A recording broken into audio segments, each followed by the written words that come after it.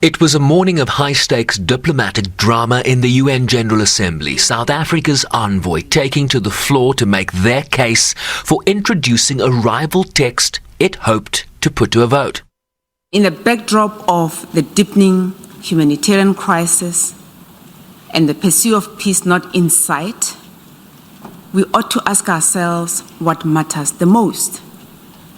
Our objective at this assembly must be to find a constructive outcome conducive to the creation of sustainable peace in Ukraine and addressing the humanitarian plight of those affected by the conflict.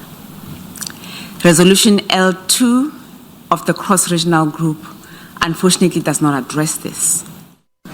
We shall now begin the voting process.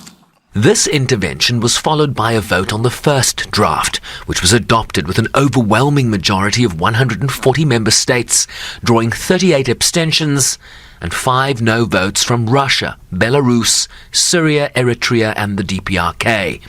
Then Ukraine intervened, accusing South Africa of doing Russia's bidding. The text L3, a twin brother of the defunct Russian draft in the Security Council, where Russia got just 1 vote in its support, is a ticket to a public perception defeat for this assembly. If one thinks that the L3 draft is about Ukraine, they are totally wrong. This text has never been a product of consultations with Ukraine, neither it is a product of cross-regional consultations, as was the case with the resolution just adopted by overwhelming majority. It is a text promoted unilaterally by one country, prompted by another country, that has not even cared to hide it. No matter what the result of action in the Assembly will be, if there is an action on L3, it will certainly mean further undermining of its authority, if not loss of the remainder of it.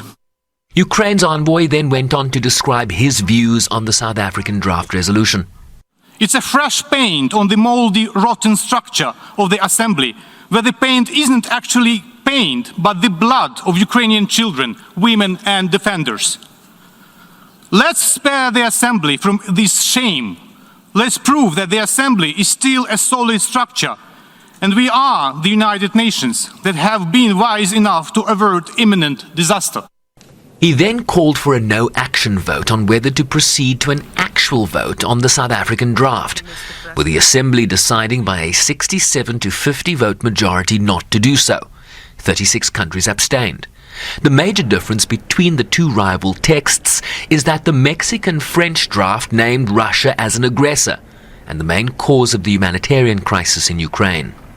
South Africa saw the need to put forward a text which focused specifically on the humanitarian plight of those affected.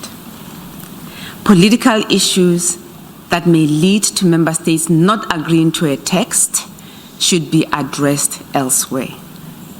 We believe that an impartial humanitarian resolution should focus purely on addressing the humanitarian needs of those affected.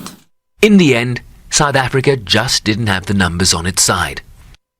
The decision by the Assembly followed a vote late Wednesday in the Security Council, where a Russian-authored humanitarian draft resolution received just 2 votes in favor from Russia and China, with 13 countries abstaining in just the latest isolation of Moscow. Russia also praised the South African General Assembly draft as being very close to the one that failed in the Council, a move that appears to have further angered the Ukrainians, who essentially sunk Pretoria's diplomatic efforts here. Shervin Bryceby's SABC News, New York.